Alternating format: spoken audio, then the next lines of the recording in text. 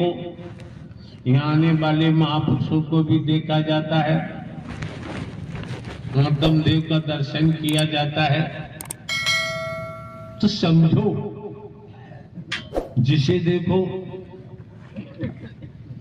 वो परमात्मा की बात तो करता है, ये भूल जाता है तो मोह, लोभ, अहम, काम वासना में मेरी अपने पराये के दलदल में फंसा हुआ है।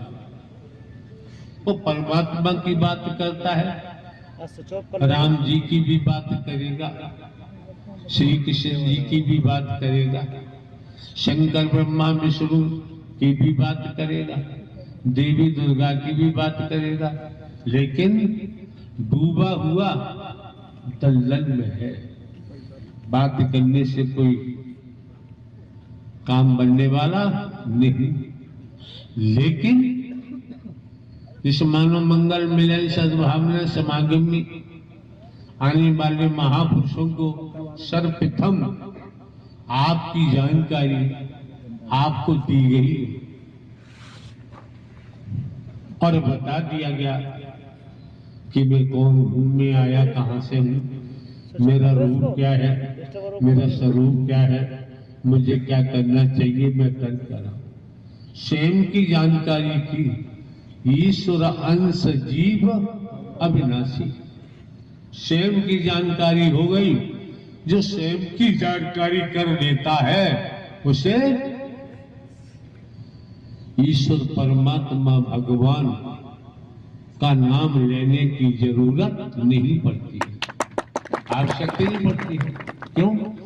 हमारे द्वारा भी अनेकों बार कहा गया है, आने वाले महापुरुषों को भले ही हम हरकारा चौकीदार बनकर काम करते हैं, जानकारी दी गई है, स्वयं को जान लो, स्वयं को पहचान लो।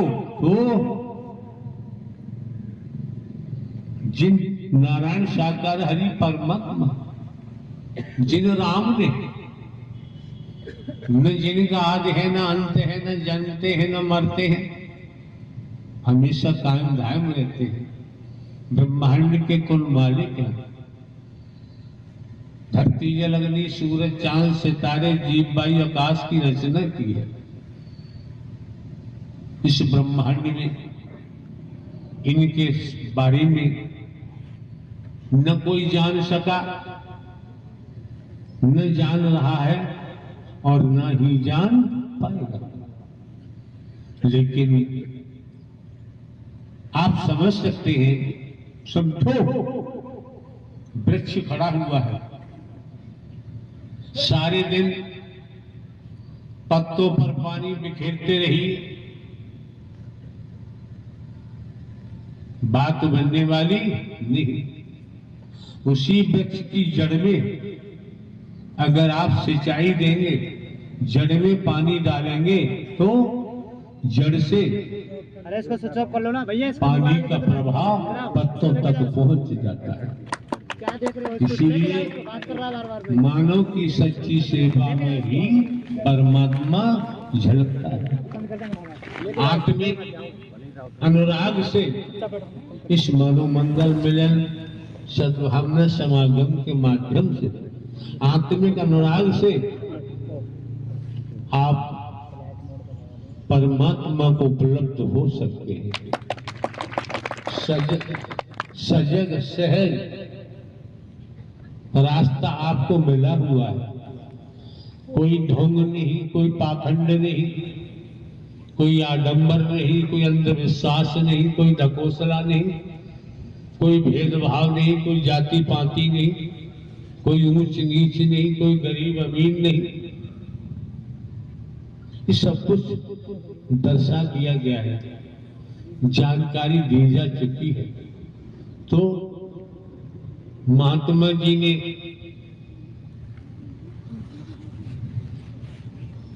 अनुभव मिटा दे परी हस्ती, अगर मर्तबा चाहे दाना खाक में मिलके गुले गुलजार होता है।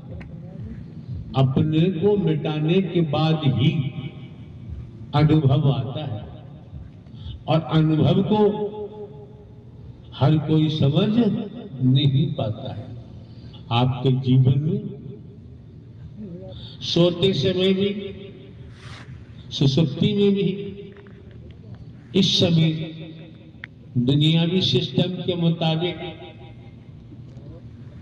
आप अपने को जागृत कहेंगे, लेकिन हकीकत ये है, सत्यता ये है, मिथ्या नश्वर के नाते जाग रहे हैं, मोह के नाते जाग रहे हैं,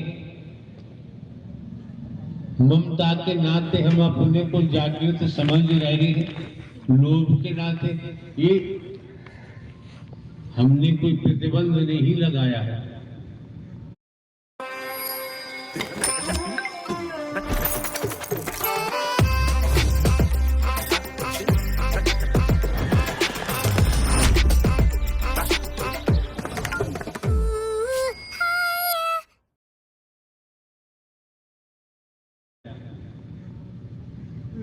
घर परिवार में रहो, खेती बाड़ी करो, नौकरी करो, व्यापार करो, धन कमाओ, हमें पर क्या फर्क पड़ना है। लेकिन ये समझ सकते हैं, गुलाब जामुन खाने की इच्छा हुई तो मन नहीं रुक रहा, गुलाब जामुन की तरफ भाग रहा है। जब आप दुकान से गुलाब जामुन लेकर आते हैं या दुकान पर पहुंचे, आपने कहा दुकानदार से, सेठ जी 4 गुलाब जामुन दो। उन्होंने किसी संसाधन के द्वारा आपको 4 गुलाब जामुन दे दिए। आपने बड़े चाव से, किसी को देख नहीं रहे आप, खाते समय उस समय दाएं बाएं आगे पीछे नहीं देख रहे किसी को।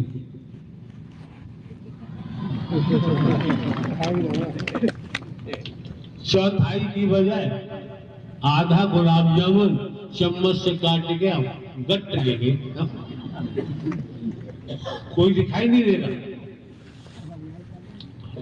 जो तड़प लगी थी गुलाब जामुन की, चाहत थी, मन नहीं मान रहा था। 4 गुलाब जामुन खाने के बाद सेठ जी 4 और तो कुछ इच्छा बाकी बची, 4 और ले लिए। अब प्रारंभ में जो खाने की रुचि थी, स्फूर्ति थी, वो कम हुई। अब चम्मच लगा रहे, जरा सा ले रहे, मुंह में डाल रहे, 4 ये भी खा लिए। अब सेठ जी ने कहा कि भाई साहब और दे, कि बस भैया अब नहीं चाहिए, अब नहीं चाहिए। कि क्यों? और ले लो यार, कि बस इच्छा पूरी हो गई। ये कहोगे पेट भर गया, या इच्छा पूरी हो गई, यही बोलोगे। तो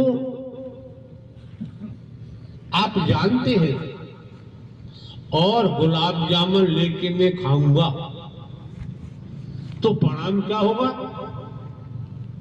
यहां तक भर गया, यहां तक भरा, गले तक, फिर आप न निकाले, सुते ही निकलना बाहर शुरू, उल्टी कहते हैं, वो हो जाए।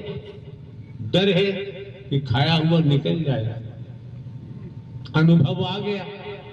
तो अब कभी गुलाब जामुन खाने की जरूरत पड़ी तो 4 ही लोगे, 6 ले लोगे, अधिक नहीं लोगे। दूसरे भोजन की वही स्थिति है। जो भी खाद्य पदार्थ है, हर खाद्य पदार्थ खाते हैं, लिमिट होती है। लिमिट से अधिक खाएंगे तो नुकसान होगा, स्वाभाविक है।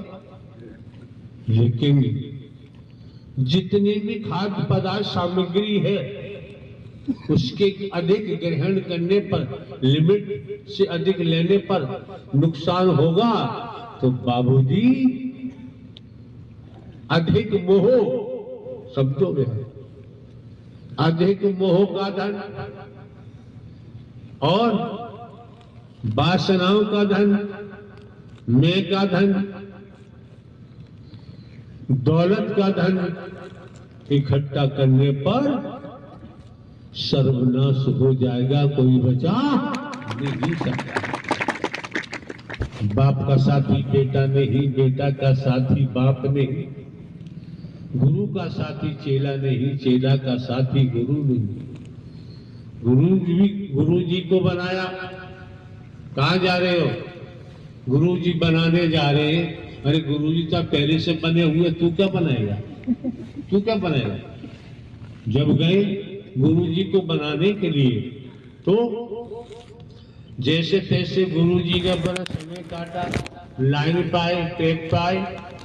अब गया शिष्य गुरु बनाने, अब ले गया बादाम किशमिश छुआरे, पता नहीं, हम तो नहीं खाते हैं, हमें तो डायबिटीज, हम खा ही नहीं सकते, पहले से डायबिटीज हो गई, खाते नहीं।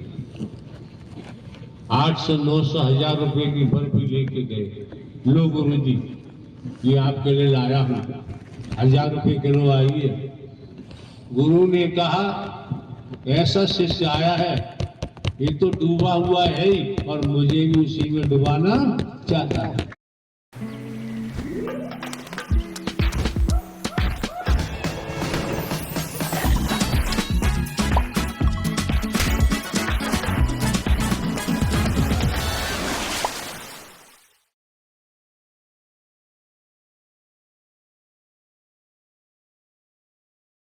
चाहता है। अगर वास्तव में गुरु है तो ऐसी दहाड़ मारेगा, ऐसी दहाड़ मारेगा, मिठाई का डब्बा लेके भाग जाएगा। फिर वो बाटे क्यों? वो जानता है ऐसा शिष्य बनाया तो ये तो रसाताल में है ही, और मुझे भी रसाताल में जाना पड़ेगा। ऐसा होता है। फिर हम उसे दुश्मन मानने लगते हैं। कोई चर्चा भी चले कि फला, अरे बाइयात आदमी है, बेकार है, क्रोधी है, घमंडी है, अहंकारी है, अपनी बीमारी जो लगी है वो बताने को तैयार नहीं है, उल्टा बोल रहा है। तो ये भी जानते हैं राम जी को मानो, लेकिन राम की बात पहले मानो। श्री कृष्ण जी को मानो, उनकी बात पहले मानो। शंकर जी को मानो, उनकी बात पहले मानो। ब्रह्मा जी को मानो, उनकी बात पहले मानो। देवी दुर्गा को मानो, उनकी बात पहले मानो। अब जहान में तलाश करो, शंकर ब्रह्मा विष्णु राम कृष्ण कहां मिलेंगे? जहां मिले वहां जाओ, देखो, उनकी मानो। गुरु जी बनाए हैं तो गुरु जी को मानो, उनकी बात पहले मानो।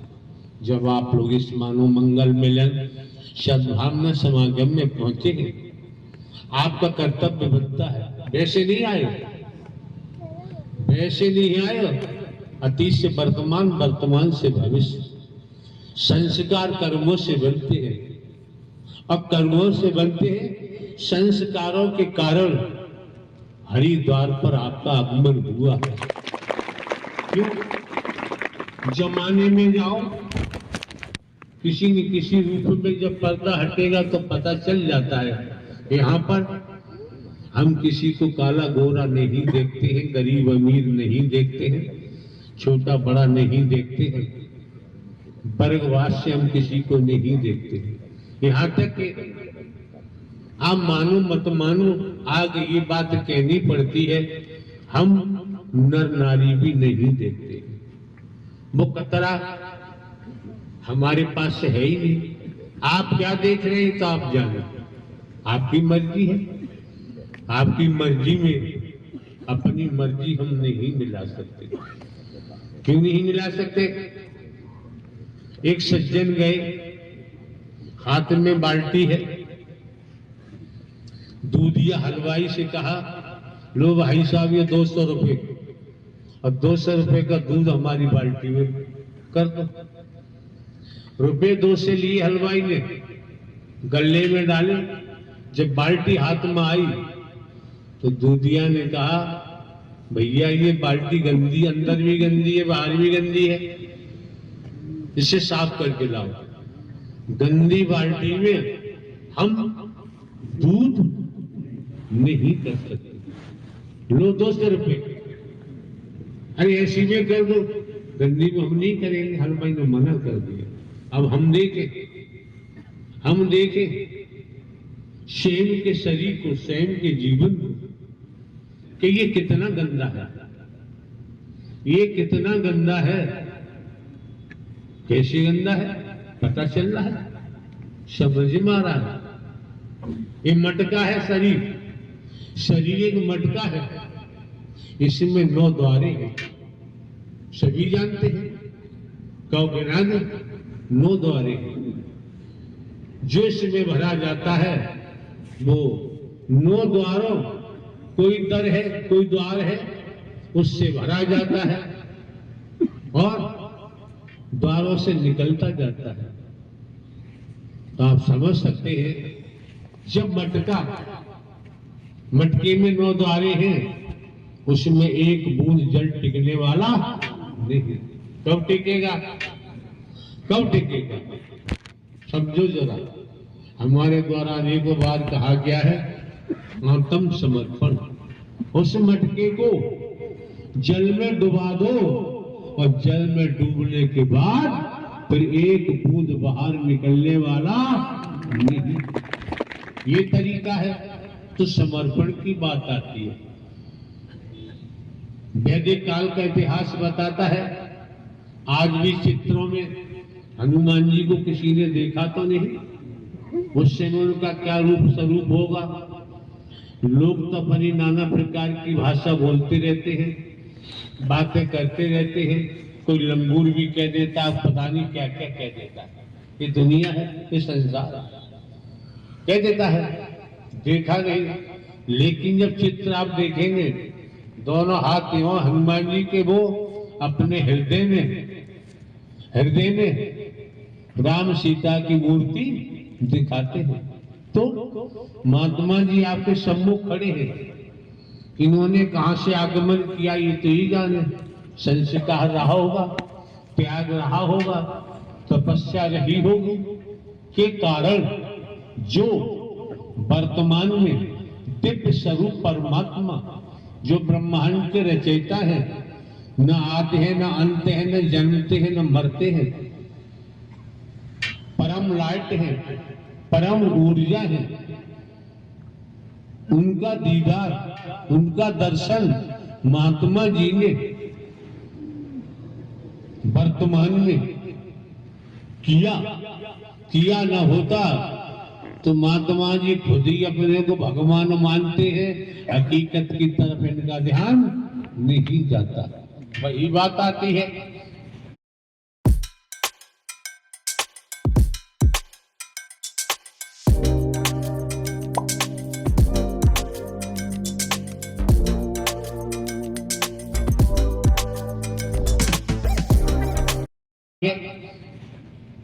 वही बात आती है, क्यों? जन्म लेने वाला, मरने वाला परमात्मा हो ही नहीं सकता।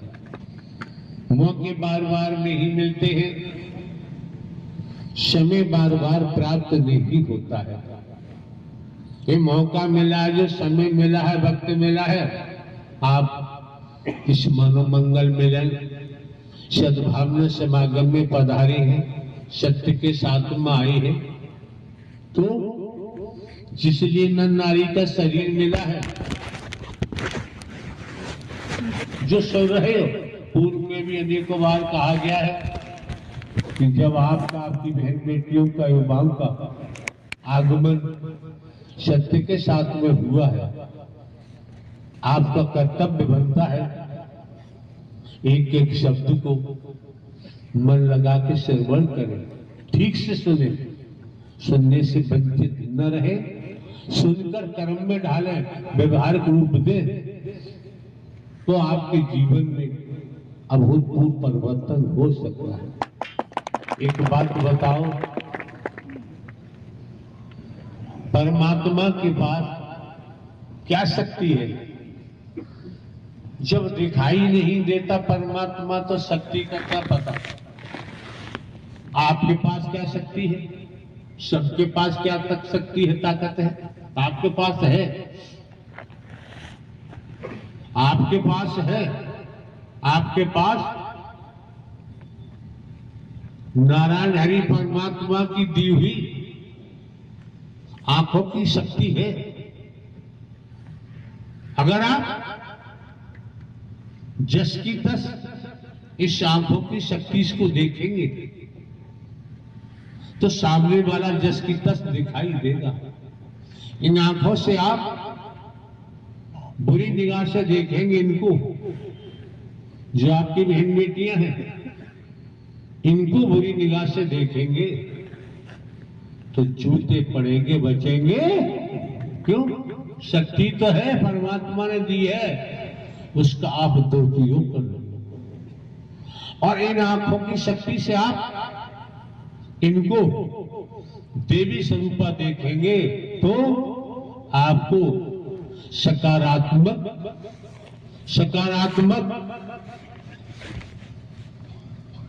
आशीष मिलेगा। दोष इन आंखों में नहीं है, दोष आंखों में नहीं है। आंखों की शक्ति आपको मिली हुई है, लेकिन आप आंखों की शक्ति का दुरुपयोग करेंगे तो दुर्गति को प्राप्त हो जाएंगे, और सदुपयोग करेंगे और चलते रहे तो जीवन धन्य हो जाएगा। सबके पास कानों की शक्ति है। इस हाड़मास के पुतले में नारायण साकार हरि परमात्मा ने कानों की शक्ति दी है, हम आप सभी जानते हैं। अगर आप सुपर खां को सुनोगे तो लंका तबाह हो जाएगी कि भैया वो वनवासी है, उनके पास एक पत्नी है, बहुत सुंदर है, वो तुम्हारे लायक है। गड़बड़ हो गया। सुपर खां की बात सुनकर अपहरण किया, ऐसा लेख कहता है। एकलक पूत सवालक नाती, रावण के घर दिया न बाती। रावण का इतना भारी कुनवा था, रहा नहीं कोई रोने वाला। कानों की शक्ति होगी, जुबान की शक्ति जीती आपको। ऐसी वाणी बोलिए मन का आपा खोए, और उनको शीतल करे आपो शीतल हो, तो प्रेम व्यवहार बढ़ेगा, दंगा फसाद नहीं होगा। और आपने इसी जुबान की शक्ति से मां बहन की गाली दे दी तो महाभारत होगा, बचेगा। शक्ति तो आपके पास है। और कहां तक गाथा करेंगे? जिस्मानी ताकत आपके पास है, सदुपयोग करोगे परिणाम कैसा आएगा, और दुरुपयोग करोगे तो परिणाम कैसा आएगा? ये आप पर निर्भर करता है, किसी दूसरे पर निर्भर नहीं करता है। और मौके बार बार नहीं मिलते हैं, समय बार बार प्राप्त नहीं होता है। दुनिया के हर कैलेंडर से अलग है अपने इंडिया का कैलेंडर। यहाँ डांडिया की गूंज ढाक की धुन बन जाती है। सिंदूर की होली देखते देखते दिवाली की रंगोली बन जाती है। जब छल कपट छोड़ो, झूठ छोड़ो, धोखा देना छोड़ो। हम इतने सातिर हैं, इतने सातिर हैं, इतने सातिर बन चुके हैं। हम अपना राज्य साम्राज्य बढ़ाने के लिए दूसरों को गुमराह करते हैं, उन्हें आरोपित करते हैं। किस किस तरीका से उन्हें नवाजते हैं, भूल गए।